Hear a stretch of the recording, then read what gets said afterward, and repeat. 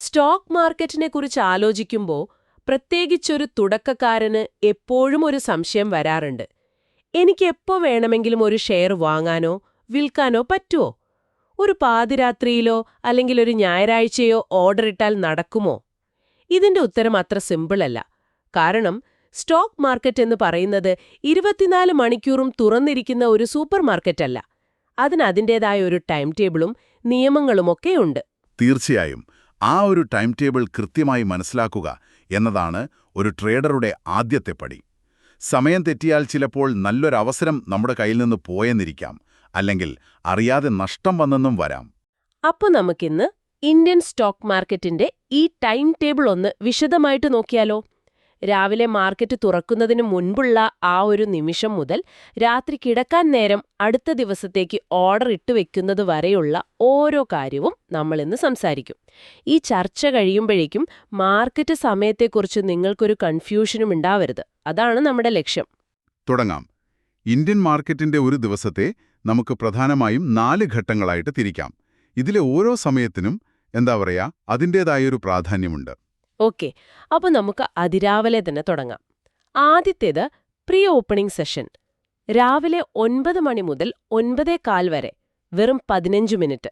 സത്യം പറഞ്ഞാൽ ഞാനടക്കം പലരും ഈ സമയം അത്ര ശ്രദ്ധിക്കാറില്ല. പക്ഷെ അന്നത്തെ ദിവസത്തെ കളി എങ്ങോട്ടായിരിക്കും എന്നതിന്റെ ആദ്യത്തെ ഒരു സൂചന കിട്ടുന്നത് ഇവിടെയാണെന്ന് ഞാൻ കേട്ടിട്ടുണ്ട്. അത് 100% ശരിയാണ്. ഈ 15 മിനിറ്റ് ഒരു സിനിമയുടെ ട്രെയിലർ പോലെയാണ്. അന്നത്തെ മാർക്കറ്റ് എങ്ങോട്ട് പോകുമെന്ന് വലിയ നിക്ഷേപക സ്ഥാപനങ്ങളും ഇന്റലിജന്റ് ഇൻവെസ്റ്റേഴ്സും ഒരു സൂചന നൽകുന്നത് ഇവിടെയാണ്.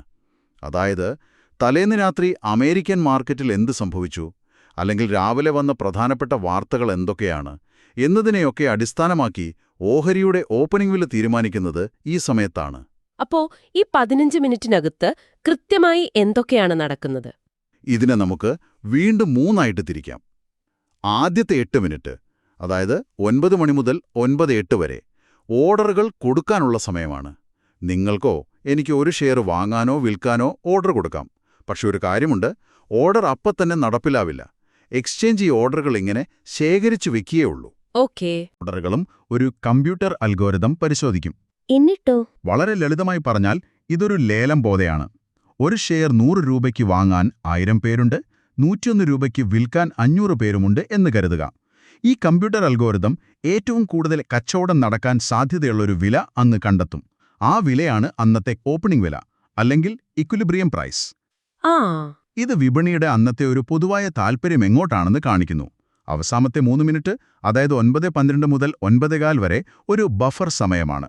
യഥാർത്ഥ ട്രേഡിംഗിലേക്ക് മാറാനുള്ളൊരു തയ്യാറെടുപ്പ്. ഒരു മിനിറ്റ്. അപ്പോൾ ഒരു തുടക്കക്കാരൻ എന്ന നിലയിൽ ഈ സമയത്ത് ഓർഡർ ഇടുന്നത് കുറച്ച് റിസ്ക് അല്ലേ? കാരണം വില എങ്ങോട്ട് പോകുമെന്ന് നമുക്കൊരു പിടിയുമില്ലല്ലോ. ഞാൻ 100 രൂപയ്ക്ക് വാങ്ങാൻ ഓർഡർ കൊടുത്താലും ഇക്വിലിബ്രിയം പ്രൈസ് ചിലപ്പോൾ 105 ആയാൽ എനിക്ക് നഷ്ടം വരില്ലേ? നല്ല ചോദ്യമാണ്. നിങ്ങൾ പറഞ്ഞത് ശരിയാണ്. അതുകൊണ്ടാണ് തുടക്കക്കാർ ഈ സമയം ട്രേഡ് ചെയ്യാതെ മാർക്കറ്റ് നിരീക്ഷിക്കുന്നതാണ് നല്ലതെന്ന് പറയുന്നത്. കാരണം ഒരു പ്രത്യേക ഓഹരിക്ക് അപ്രതീക്ഷിതമായി ധാരാളം വാങ്ങൽ ഓർഡറുകൾ ഈ സമയത്ത് വരുന്നുണ്ടെങ്കിൽ അതിനർത്ഥം അന്ന് ആ ഓഹരിയിൽ എന്തോ ഒരു വലിയ നീക്കം നടക്കാൻ സാധ്യതയുണ്ടെന്നാണ്. ഈ ട്രെയിലർ കണ്ട് നമുക്ക് അന്നത്തെ സിനിമ എങ്ങനെയുണ്ടാകുമെന്ന് ഏകദേശം ഒന്ന് ഊഹിക്കാം. ശരി, അപ്പോ ട്രെയിലർ കഴിഞ്ഞു. ഇനി യഥാർത്ഥ സിനിമ തുടങ്ങുകയായി. രാവിലെ 9:15 മുതൽ വൈകിട്ട് 3:30 വരെയുള്ള നോർമൽ ട്രേഡിംഗ് സെഷൻ. ഇതാണ് നമ്മളിൽ ഭൂരിഭാഗം പേർക്കും അറിയാവുന്ന മാർക്കറ്റ് സമയം. അതെ, ഇതാണ് യഥാർത്ഥ യുദ്ധക്കളം. ഇവിടെ വാങ്ങുന്നയാളും വിൽക്കുന്നയാളും പറയുന്ന വിലകൾ ഒത്തുവരുമ്പോൾ തത്സമയം കച്ചവടം നടക്കുന്നു. ഈ 6 മണിക്കൂർ 15 മിനിറ്റിനെയും നമുക്കൊരു 3 ഭാഗങ്ങളായിട്ട് തിരിക്കാം. ആദ്യത്തെ 1 മണിക്കൂർ, അതായത് 9:15 മുതൽ ഏകദേശം 10:15 വരെ, ഭയങ്കരമായ ചാഞ്ചാട്ടത്തിന്റെ സമയമാണ്. ആ സമയത്ത് മാർക്കറ്റ് ഭയങ്കര ഫാസ്റ്റ് ആയിരിക്കും അല്ലേ? തലേ ദിവസത്തെ വാർത്തകളുടെയും പ്രീ ഓപ്പണിംഗ് സെഷനിലെ വില നിർണ്ണയത്തിന്റെയും ഒക്കെ ഒരു എഫക്റ്റ് ആയിരിക്കും ആ ആദ്യത്തെ മണിക്കൂറിലെ തിരക്ക്. തീർച്ചയായും ഇൻട്രാഡേ ട്രേഡർമാർ ഏറ്റവും സജീവമായിരിക്കുന്ന നേരമാണിത്. വിലകൾ അതിവേഗം മുകളിലേക്കും താഴേക്കും പോകും. അതുകൊണ്ടുതന്നെ പരിചയമില്ലാത്തവർ ഈ സമയത്ത് ചാടിക്കയറി ട്രേഡ് ചെയ്താൽ കൈപൊള്ളാൻ സാധ്യത കൂടുതലാണ്. പലപ്പോഴും ആവേശത്തിൽ ഒരു സ്റ്റോക്ക് ഇങ്ങനെ മുകളിലേക്ക് പോകുന്നത് കാണുമ്പോൾ അയ്യോ, എനിക്ക് ഈ അവസരം നഷ്ടപ്പെടുമല്ലോ എന്ന് കരുതു വാങ്ങും. അതിനെയാണ് FOMO അഥവാ ഫിയർ ഓഫ് മിസ്സിംഗ് ഔട്ട് എന്ന് പറയുന്നത്. ഇത് പലപ്പോഴും നഷ്ടത്തിലാണ് കലാശിക്കുക. ശരിയാണ്. ആ ആദ്യത്തെ അരമണിക്കൂറിലെ കളി കണ്ട് തല കറങ്ങിയിട്ടുണ്ട്. അപ്പോ ഈ തിരക്കൊക്കെ എപ്പോഴാണൊന്ന് കുറയുന്നത്? സാധാരണയായി ഒരു 10:15 കഴിയുന്നതോടെ മാർക്കറ്റ് കുറച്ചൊന്ന് ശാന്തമാകും. ഉച്ചയ്ക്ക് 1:30 വരെയുള്ള സമയത്തെ നമുക്ക് രണ്ടാമത്തെ ഘട്ടമായി കാണാം. രാവിലത്തെ തിരക്ക് കുറഞ്ഞ് മാർക്കറ്റ് ഒരു ദിശയിലേക്ക് പതിയെ നീങ്ങാൻ തുടങ്ങുന്ന സമയമാണിത്. വലിയ വാർത്തകളൊന്നുമില്ലെങ്കിൽ വിലയിൽ അത്ര വലിയ ചലനങ്ങൾ ഉണ്ടാകണമെന്നില്ല. പക്ഷേ എന്തെങ്കിലും പ്രത്യേകതയുണ്ടോ ആ സമയത്തിന്? ഉണ്ട്. ഏകദേശം 12:30 ആവുമ്പോൾ യൂറോപ്യൻ വിപണികൾ തുറക്കും. അതിന്റെ ഒരു ചെറിയ പ്രതിഫലനം നമ്മുടെ വിപണിയിലും കാണാൻ സാധിക്കും. അതായത് നമ്മുടെ മാർക്കറ്റിൽ ട്രേഡ് ചെയ്യുമ്പോൾ ലോകത്ത് എന്ത് നടക്കുന്നു എന്നും നമ്മൾ ശ്രദ്ധിക്കണം. ഇനി മൂന്നാമത്തെ ഘട്ടം, അവസാനത്തെ മണിക്കൂറുകൾ, ഏകദേശം 1:30 മുതൽ 3:30 വരെ. ഈ സമയത്ത് വീണ്ടും തിരക്ക് കൂടുന്നത് കാണാറുണ്ടല്ലോ. എന്താണതിന് കാരണം? അതിന്റെ പ്രധാന കാരണം ഇൻട്രാഡേ ട്രേഡർമാരാണ്. അന്ന് രാവിലെ വാങ്ങിയ ഷെയറുകൾ അവർ വിൽക്കാനും വിറ്റവ തിരികെ വാങ്ങാനും തുടങ്ങുന്ന സമയമാണിത്. അവരുടെ അന്നത്തെ കച്ചവടം ലാഭത്തിലോ നഷ്ടത്തിലോ അവസാനിപ്പിച്ച് അവരുടെ അക്കൗണ്ട് സീറോ ആക്കുന്നതിനെയാണ് സ്ക്വയർ ഓഫ് ചെയ്യുക എന്ന് പറയുന്നത്. അതെ, സ്ക്വയർ ഓഫ് ചെയ്യുക എന്ന് പറയുന്നത്. ഒരു മിനിറ്റ്. ഈ ഇൻട്രാഡേ ട്രേഡ് ചെയ്യുന്നവർ അന്നത്തെ പൊസിഷൻ ക്ലോസ് ചെയ്യാൻ മറന്നുപോയാൽ എന്തു സംഭവിക്കും? ഓട്ടോ സ്ക്വയർ ഓഫ് എന്നൊരു സംഭവം ഞാൻ കേട്ടിട്ടുണ്ട്. നല്ലൊരു സംശയമാണ്. ആരെങ്കിലും ഒരു 3:15 അല്ലെങ്കിൽ 3:20 പോലുള്ളൊരു നിശ്ചിത സമയത്തിന് മുൻപ് പൊസിഷൻ ക്ലോസ് ചെയ്തില്ലെങ്കിൽ ബ്രോക്കർ അത് ഓട്ടോമാറ്റിക്കായി ക്ലോസ് ചെയ്യും. ഇതിനെയാണ് ഓട്ടോ സ്ക്വയർ ഓഫ് എന്ന് പറയുന്നത്. ഇങ്ങനെ ചെയ്യുമ്പോൾ ബ്രോക്കർ ഒരു പിഴ ഈടാക്കും. ഓ, അതെ, ഈ പിഴ ഒഴിവാക്കാനും അവസാന നിമിഷത്തെ വിലയിലെ ചാഞ്ചാട്ടത്തിൽ നിന്ന് രക്ഷപ്പെടാനുമാണ് പലരും 3 മണിയോടെ തന്നെ പൊസിഷനുകൾ ക്ലോസ് ചെയ്യുന്നത്. ഈയൊരു കൂട്ടമായുള്ള വിൽക്കലും വാങ്ങലുമാണ് അവസാന മണിക്കൂറിലെ തിരക്കിനൊരു പ്രധാന കാരണം. ഓക്കേ. അപ്പോ 3:30-ക്ക് മണിയടിച്ചു, മാർക്കറ്റ് ക്ലോസ് ആയി. നമ്മളിൽ പലരും വിചാരിക്കുന്നത് അതോടെ അന്നത്തെ കഥ കഴിഞ്ഞു എന്നാണ്. പക്ഷേ അതല്ല സത്യം, അല്ലേ? അല്ല, കഥ അവിടെ തീരുന്നില്ല. 3:30 മുതൽ 3:40 വരെയുള്ള 10 മിനിറ്റാണ് ക്ലോസിംഗ് സെഷൻ.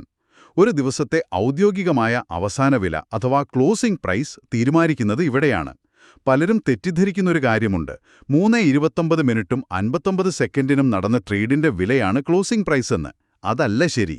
അതിനെ അവസാനമായി ട്രേഡ് ചെയ്ത വില LTP എന്ന് മാത്രമേ പറയാൻ കഴിയൂ. അപ്പൊ പിന്നെ എങ്ങനെയാണ് ഈ ക്ലോസിംഗ് പ്രൈസ് കണക്കാക്കുന്നത്? വൈകുന്നേരം 3 മണി മുതൽ 3:30 വരെയുള്ള അവസാനത്തെ അരമണിക്കൂറിലെ യോഗിക ക്ലോസിംഗ് പ്രൈസ്. മ്യൂച്വൽ ഫണ്ടുകളുടെ NAV ഒക്കെ കണക്കാക്കുന്നത് ഈ വില വെച്ചാണ്. അപ്പോൾ ഇനിയും അവസരങ്ങളുണ്ട്. 3:40 മുതൽ 4 മണി വരെയുള്ള പോസ്റ്റ് ക്ലോസിംഗ് സെഷൻ. ഇതൊരു ബോണസ് റൗണ്ട് പോലെയാണല്ലോ. 3:30-ക്ക് മാർക്കറ്റ് ക്ലോസ് ആയതുകൊണ്ട് ഒരു ഷെയർ വാങ്ങാൻ പറ്റിയില്ലല്ലോ എന്ന് വിഷമിക്കുന്നവർക്ക് ഒരു അവസരം കൂടി. ഒരു തരത്തിലതെ. പക്ഷെ ഒരു പ്രധാന നിബന്ധനയുണ്ട്. നിങ്ങൾക്ക് ഇവിടെ വില പേശാൻ കഴിയില്ല. നേരത്തെ തീരുമാനിച്ച ആ ക്ലോസിംഗ് പ്രൈസിൽ മാത്രമേ ഓർഡറുകൾ കൊടുക്കാൻ സാധിക്കൂ. ആ വിലയ്ക്ക് വിൽക്കാൻ ആരെങ്കിലും തയ്യാറാണെങ്കിൽ മാത്രം നിങ്ങൾക്ക് വാങ്ങാൻ കഴിയും. സാധാരണയായി ഈ സമയത്ത് അധികം കച്ചവടം നടക്കാറില്ല. ഇനി ജോലിയുടെയും ബിസിനസിന്റെയും ഒക്കെ തിരക്കിനിടയിൽ മാർക്കറ്റ് നോക്കാൻ സമയം കിട്ടാത്തവരെ പറ്റി സംസാരിക്കാം. അവർക്ക് വേണ്ടിയുള്ള ഒരു സംവിധാനമുണ്ടല്ലോ, ആഫ്റ്റർ മാർക്കറ്റ് ഓർഡർ അഥവാ AMO. ഇതെനിക്ക് ഭയങ്കര ഉപകാരമുള്ളൊരു സംഭവമാണ്. വൈകുന്നേരം വീട്ടിലെത്തി തിരക്കൊക്കെ കഴിഞ്ഞ് മാർക്കറ്റിനെക്കുറിച്ച് ശാന്തമായിരുന്ന് ആലോചിച്ച് ഒരു ഓർഡർ നൽകാൻ ഇത് സഹായിക്കും. പിറ്റേ ദിവസത്തെ മാർക്കറ്റിലെ ബഹളത്തിൽപ്പെട്ട് പെട്ടെന്ന് തീരുമാനമെടുക്കേണ്ടി വരുന്നില്ല. അതെ, ഒരുപാട് പേർക്ക് ഉപകാരപ്രദമായ ഒന്നാണിത്. മാർക്കറ്റ് അടച്ച ശേഷം സാധാരണയായി വൈകുന്നേരം 4 മണി മുതൽ പിറ്റേന്ന് രാവിലെ 8:55 വരെ നിങ്ങൾക്ക് അടുത്ത ദിവസത്തേക്കുള്ള ഓർഡർ മുൻകൂട്ടി നൽകി വയ്ക്കാം. നിങ്ങൾ രാത്രിയിൽ കൊടുക്കുന്ന ഈ ഓർഡർ പിറ്റേന്ന് രാവിലെ 9 മണിക്ക് മാർക്കറ്റ് തുറക്കുന്നതിന് തൊട്ടുമുൻപ് എക്സ്ചേഞ്ചിലേക്ക് അയക്കപ്പെടും. നിങ്ങൾ പറഞ്ഞ വിലയ്ക്ക് വിൽപ്പനക്കാർ ലഭ്യമാണെങ്കിൽ ട്രേഡ് നടക്കും. ഇനി മറ്റൊരു പ്രധാനപ്പെട്ട കാര്യം അവധി ദിവസങ്ങളാണ്. എല്ലാ ശനി ഞായർ ദിവസങ്ങളിലും പിന്നെ പൊതു അവധി ദിവസങ്ങളിലും മാർക്കറ്റ് അവധിയായിരിക്കും. റിപ്പബ്ലിക് ദിനം, സ്വാതന്ത്ര്യദിനം, ദീപാവലി, ക്രിസ്മസ്, ഈദ് അങ്ങനെ. ഇതിൽ രസകരമായ ഒരു കാര്യം, മെയ് 1-ന് മഹാരാഷ്ട്ര ദിനത്തിലും ഇന്ത്യൻ സ്റ്റോക്ക് മാർക്കറ്റിന് അവധിയാണ്.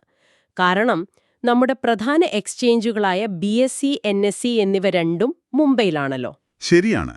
ആ പ്രാദേശിക അവധി ദേശീയ തലത്തിൽ ബാധകമാണ്. ഓരോ വർഷത്തെയും അവധി ദിവസങ്ങളുടെ പട്ടിക NSE അല്ലെങ്കിൽ BSE വെബ്സൈറ്റിൽ മുൻകൂട്ടി ലഭ്യമാകും. അത് നോക്കിവെക്കുന്നത് നല്ലതാണ്. അവധികളിൽ ഏറ്റവും സവിശേഷമായ ഒന്നാണ് മുഹൂർത്ത വ്യാപാരം. ഇന്ത്യൻ സംസ്കാരവും ഓഹരി വിപണിയും തമ്മിലുള്ള ഒരു മനോഹരമായ ബന്ധം. തീർച്ചയായും. ദീപാവലി ദിവസം ലക്ഷ്മി പൂജയുടെ ഭാഗമായി വൈകുന്നേരം 1 മണിക്കൂർ നേരത്തേക്ക് വിപണി പ്രത്യേകമായി തുറക്കും.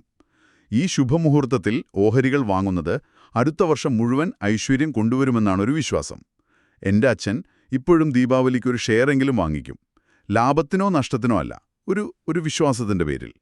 ആ 1 മണിക്കൂറിലെ മാർക്കറ്റിൻ്റെ ഭാവം തന്നെ വേറെയാണ്. എല്ലാവരും എന്തോ ആഘോഷിക്കുന്നൊരു പ്രതീതിയാണ്.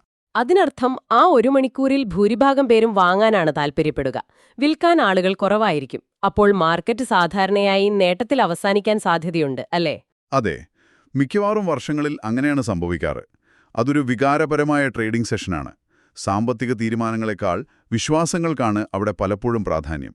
ഓക്കെ, അപ്പോൾ നമ്മൾ ഈ സമയക്രമങ്ങളെല്ലാം വിശദമായി ചർച്ച ചെയ്തു. പക്ഷെ ഒരു സംശയം, എന്തിനാണ് ഒരു നിക്ഷേപകൻ ഇത്രയധികം കാര്യങ്ങൾ കൃത്യമായി മനസ്സിലാക്കേണ്ടത്? വെറുതെ 9:15-നും 3:30-നും ഇടയിൽ ട്രേഡ് ചെയ്താൽ പോരെ? 3 പ്രധാന കാരണങ്ങളുണ്ട്. ഒന്ന്, ലിക്വിഡിറ്റി.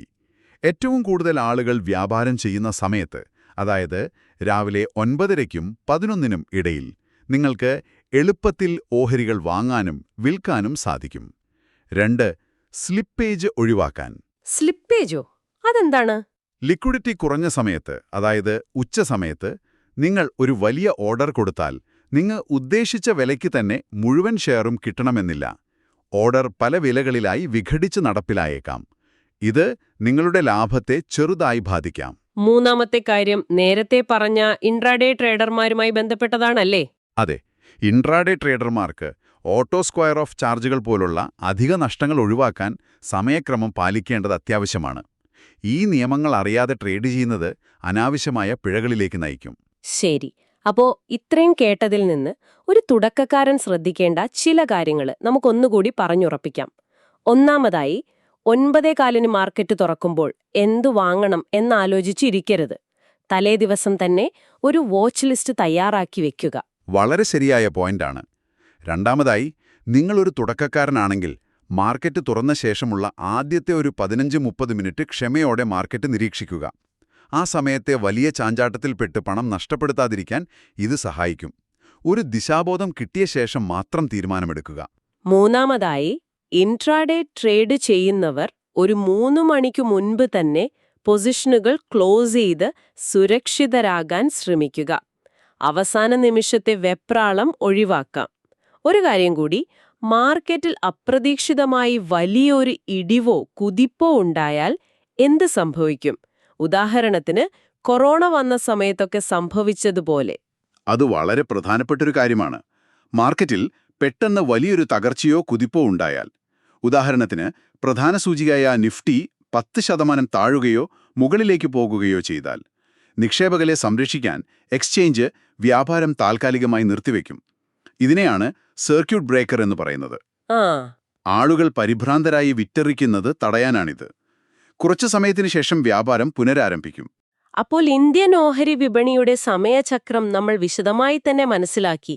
9:15-ന് തുടങ്ങുന്നു, 3:30-ക്ക് അവസാനിക്കുന്നു എന്നതിനപ്പുറം അതിനിടയിലും അതിനു മുൻപും ശേഷവും നടക്കുന്ന ഒരുപാട് കാര്യങ്ങളുണ്ടെന്ന് ഇപ്പോൾ വ്യക്തമായി. പ്രീ ഓപ്പണിംഗ്, പോസ്റ്റ് ക്ലോസിംഗ്, ആമോ, മുഹൂർത്ത വ്യാപാരം, അങ്ങനെ ഒരുപാട് കാര്യങ്ങൾ. അതെ, ഈ അറിവ് നിങ്ങളുടെ ട്രേഡിംഗ് തീരുമാനങ്ങളെ കൂടുതൽ മെച്ചപ്പെടുത്താൻ സഹായിക്കും. സമയം പണമാണ്. അത് ഓഹരി വിപണിയിൽ അക്ഷരാർത്ഥത്തിൽ ശരിയാണ്. ഏത് സമയത്ത് സജീവമായി ഇരിക്കണം, എപ്പോൾ മാറി നിന്ന് നിരീക്ഷിക്കണം എന്ന് മനസ്സിലാക്കുന്നത് വിജയസാധ്യത വർദ്ധിപ്പിക്കും.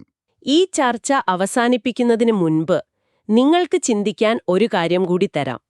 എപ്പോൾ ട്രേഡ് ചെയ്യണം എന്ന് നമ്മൾ പഠിച്ചു. പക്ഷെ നിങ്ങൾ ഒരു ഷെയർ വാങ്ങുകയോ വിൽക്കുകയോ ചെയ്യുമ്പോൾ അതിന് യഥാർത്ഥത്തിൽ എത്ര രൂപ ചെലവാകുന്നുണ്ടെന്ന് എപ്പോഴെങ്കിലും ചിന്തിച്ചിട്ടുണ്ടോ?